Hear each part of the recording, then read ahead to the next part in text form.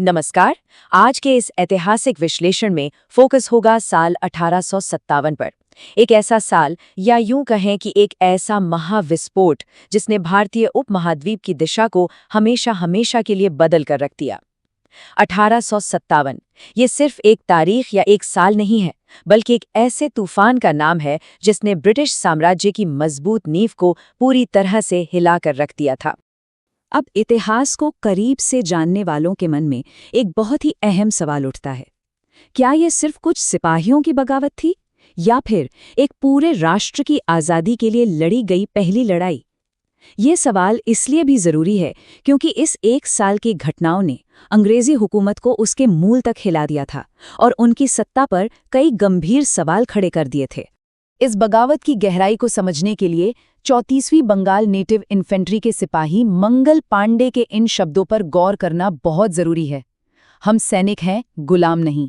29 मार्च 1857 को उनका ये विद्रोह इस पूरी क्रांति का सबसे बड़ा ट्रिगर पॉइंट साबित हुआ। ये दिखाता है कि कैसे एक सैनिक का स्वाभिमान एक बहुत बड़ी क्रांति की पहली पुकार बन गई। तो चलिए इस महासंग्राम को 6 मुख्य हिस्सों में बांटकर समझते हैं। बगावत की चिंगारी, गुस्से की जड़ें, सांस्कृतिक और सैन्य विभाजन, भारत भर में फैलता तूफान, अंग्रेजों की जवाबी कार्रवाई और अंत में इसका ऐतिहासिक प्रभाव। तो शुरुआत करते हैं हमारे पहले हिस्से से, बगावत की चिंगारी। दिलचस्प बात यह है कि इस महासंग्राम की शुरुआत किसी बड़ी राजनीतिक संधि या बौद्धिक बहस से नहीं होती, बल्कि ये शुरू होता है सैन्य बैरकों के पैदा हुए एक बहुत ही गहरे और तात्कालिक संकट से। हुआ यूं कि एक नई तकनीक, एनफील्ड राइफल, को सीधे तौर पर धर्म पर हमले के रूप में देखा गया। सैनिकों को इन नई राइफलों के कारतूसों को दांत से छीलना पड़ता था, और जब ये खबर फैली ना कि इनमें गाय और सूअर की चर्बी का इस्तेमाल हुआ है, तो इसने हिंदू और मुस्लिम दोनों ही सैनिकों की धार्मिक आस्था को बुरी तरह झकझोर दिया। ये सोचने वाली बात है कि कैसे इस एक तकनीकी बदलाव ने रातों रात एक सामान्य सी शिकायत को सशस्त्र विद्रोह में बदल दिया, और 10 मई 1857 को मेरठ के सैनिकों ने बगावत कर दी और दिल्ली की तरफ कूच कर दिया। अब आते हैं दूसरे हिस्से पर, यानी इस गुस्से की असली जड़ें कहाँ थीं। आखिर कारतूस के मुद्दे ने इतना बड़ा विस्फोट क्यों किया? इसे समझने के लिए उस राजनीतिक और आर्थिक बारूद के ढेर को देखना होगा जो दशकों से जमा हो रहा था। और इसमें सबसे अहम भूमिका निभाई डॉक्ट्रिन ऑफ लैप्स ने, जिसे हड़प नीति भी कहा जाता है। ये लॉर्ड डलहौजी के एक बेहद आक्रामक साम्राज्यवादी चाल थी। इसके तहत अगर किसी भारतीय शासक की मृत्यु बिना किसी सगे वारिस के हो जाती, तो उसे उत्तराधिकारी गोद लेने का कोई हक नहीं था। वो राज्य सीधे ब्रिटिश ईस्ट इंडिया कंपनी के कब्जे में चला जाता था। इस एक नीति ने पारंपरिक शासकों से उनकी संप्रभुता और उनका सम्मान पूरी तरह से छीन लिया। ब्रिटिश विस्तार की जो गति थी ना, वो बेहद तेज और क्रूर थी। यहाँ ध्यान देने वाली बात है, 1848 में सतारा, 1853 में झांसी, 1854 में नागपुर और फिर 1856 में अवध, जिसे कुशासन का बहाना बनाकर हड़प लिया गया। एक के बाद एक राज्यों को सचमुच निगला जा रहा था। अवध के नवाब वाजिद अली शाह जैसे शासकों को उनके ही राज्य से बाहर निकाल दिया गया, जिसने आम जनता के भीतर एक बहुत ही भयानक रोष पैदा कर दिया। राजघरानों का तो जो हुआ सो हुआ, लेकिन अगर ग्रामीण भारत की तरफ देखें तो वहां भी स्थिति कुछ कम भयानक नहीं थी। 3 बहुत ही जटिल टैक्स प्रणालियां लागू की गई: स्थायी बंदोबस्त, रैयतवाड़ी और महलवाड़ी व्यवस्था।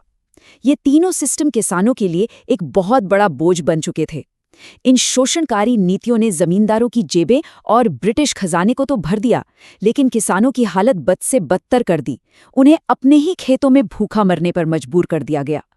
और इस नंबर पर गौर करना जरूरी है, पूरे 20,000। इनाम कमीशन के तहत अकेले बॉम्बे में ही इतनी बड़ी संख्या में जागीरें और जमीनें जब्त कर ली गईं। ये सच में हैरान करने वाला है। इस एक झटके ने स्थानीय अर्थव्यवस्था की कमर ही तोड़ दी, और नतीजा, समाज का एक बहुत बड़ा और प्रभावशाली वर्ग ब्रिटिश हुकूमत का कट्टर दुश्मन बन गया। चलिए अब तीसरे पहलू की बात करते हैं, सांस्कृतिक और सैन्य विभाजन। यहाँ ये समझना बहुत जरूरी है कि तबाही सिर्फ आर्थिक मोर्चे पर नहीं हो रही थी। समाज के भीतर अपमान और सांस्कृतिक अलगाव की एक गहरी भावना तेजी से पनप रही थी। भारतीयों को अपने ही देश में दोयम दर्जे का नागरिक समझा जा रहा था। मिशनरी स्कूलों में बाइबल की पढ़ाई अनिवार्य कर दी गई और रेल या तार जैसी नई तकनीकों को लोग शक की निगाह से देखने लगे, मानो ये धर्म भ्रष्ट करने की कोई साजिश हो। इसके साथ ही सेना के भीतर भी असंतोष अपने चरम पर था। जनरल सर्विस एनलिस्टमेंट एक्ट ने सैनिकों को समुद्र पार जाकर सेवा देने के लिए मजबूर किया, जिसे उस समय धार्मिक रूप से बहुत बड़ा पाप माना जाता था। ऊपर से भारतीय सैनिकों को अंग्रेजों के मुकाबले बहुत कम वेतन मिलता था और उनके लिए प्रमोशन का तो कोई चांस ही नहीं था। और इसी से हम पहुंचते हैं अपने चौथे हिस्से पर, भारत भर में फैलता तूफान। 11 मई को जब मेरठ के ये बागी सैनिक दिल्ली पहुंचे और उन्होंने बुजुर्गों मुगल सम्राट बहादुर शाह जफर को अपना नेता घोषित कर दिया, तो जो सिर्फ एक स्थानीय सैन्य विद्रोह था, वो अचानक से एक राष्ट्रव्यापी क्रांति में बदल गया। ये टेबल दिखाता है कि ये तूफान नक्शे पर कितनी तेजी से फैला। अलग अलग क्षेत्रों के स्थानीय नेताओं ने मोर्चा संभाल लिया।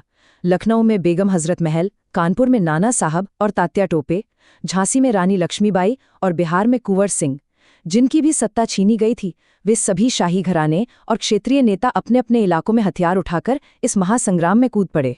मैं अपनी झांसी नहीं दूंगी, ये सिर्फ एक वाक्य नहीं है, बल्कि 22 वर्षीय रानी लक्ष्मीबाई की वो हुंकार है जो उस अदम्य साहस और दृढ़ संकल्प का प्रतीक है जिसने इस पूरे विद्रोह को परिभाषित किया।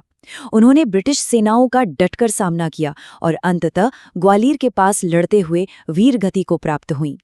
सच कहें तो इसी तरह के अद्भुत और चरित्र संचालित प्रतिरोध ने ही इस क्रांति को इतिहास के पन्नों में हमेशा के लिए अमर कर दिया।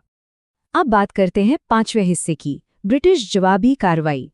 विद्रोहियों की इतनी बहादुरी और असीम बलिदान के बावजूद इस क्रांति के सामने कुछ ऐसी संरचनात्मक चुनौतियां थीं जिन्हें पार करना लगभग नामुमकिन था। असल में विद्रोहियों के पास संसाधन और आधुनिक हथियार बहुत सीमित थे और सबसे बड़ी बात, एक एकजुट राष्ट्रीय नेतृत्व का पूरी तरह से अभाव था। इसके अलावा जो नया अंग्रेजी शिक्षा प्राप्त मध्यम वर्ग था, उसने इसमें कोई हिस्सा नहीं लिया। और हैरानी की बात तो ये है कि कुछ अमीर व्यापारियों और जमींदारों ने ब्रिटिश शासन का ही साथ दिया। अंततः हुआ वही, संसाधनों की प्रचुरता और कोलिन कैम्बेल और ह्यू ग्रोज जैसे ब्रिटिश कमांडरों की बेहतर रणनीति के आगे 1 साल से अधिक चले इस भीषण युद्ध के बाद विद्रोह के प्रमुख केंद्रों को व्यवस्थित रूप से कुचल दिया गया। और अंत में छठा हिस्सा, इस महासंग्राम का एक स्थायी ऐतिहासिक प्रभाव। भले ही ये क्रांति सैन्य रूप से हार गई हो, लेकिन इसके परिणामों ने भारतीय उपमहाद्वीप पर शासन करने के तरीके को हमेशा के लिए बदल दिया। 1858 के ऐतिहासिक बदलावों ने पूरी बाजी ही पलट दी। एक व्यापारिक कंपनी का युग समाप्त हो गया और भारत का राज सीधे लंदन में बैठे ब्रिटिश क्राउन के हाथों में चला गया। महारानी विक्टोरिया को यह वादा करना पड़ा कि वे भारतीयों की धार्मिक मान्यताओं और रीति रिवाजों का सम्मान करेंगी। गवर्नर जनरल के पद को बढ़ाकर वायसराय कर दिया गया और सेना में भविष्य की किसी भी विद्रोह को रोकने के लिए यूरोपीय सैनिकों का अनुपात काफी ज्यादा बढ़ा दिया गया। साम्राज्य को ये बात समझ आ गई थी कि अब भारतीय जनभावनाओं को पूरी तरह से नजरअंदाज करके शासन नहीं चलाया जा सकता। जैसा कि इस विश्लेषण से साफ होता है, इस घटना को लेकर इतिहासकारों के विचार आज भी बटे हुए हैं।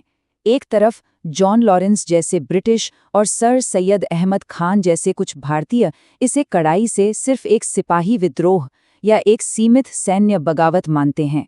वहीं दूसरी तरफ वीरी सावरकर, अशोक मेहता और जवाहरलाल नेहरू जैसे विचारकों ने इसे जानबूझकर किए गए एक राष्ट्रीय मुक्ति संघर्ष या स्वतंत्रता के प्रथम संग्राम के रूप में देखा है। इतिहास को पूरी तरह और निष्पक्ष रूप से समझने के लिए इन दोनों ही दृष्टिकोणों को जानना बहुत जरूरी हो जाता है। और इस चर्चा के अंत में एक बहुत ही महत्वपूर्ण निष्कर्ष उभरकर सामने आता है। 1857 का ये महासंग्राम भले ही दबा दिया गया हो, लेकिन क्या इसने भविष्य के राष्ट्रीय आंदोलनों की मजबूत नींव नहीं रख दी? ये विचार करने योग्य है कि गांधी, सुभाष चंद्र बोस और भगत सिंह जैसे महानायकों के लिए जो वैचारिक जमीन तैयार हुई, वो इसी क्रांति की ही तो देन थी। एक सैन्य हार के बावजूद इस विशाल संघर्ष ने उस आधुनिक राष्ट्र की आज़ादी के लिए वो मनोवैज्ञानिक आधार तैयार किया जिसने अंततः भारत को स्वतंत्रता की सुबह दिखाई। एक ऐसा विचार जो इतिहास को एक बिल्कुल नए नजरिए से देखने के लिए प्रेरित करता है।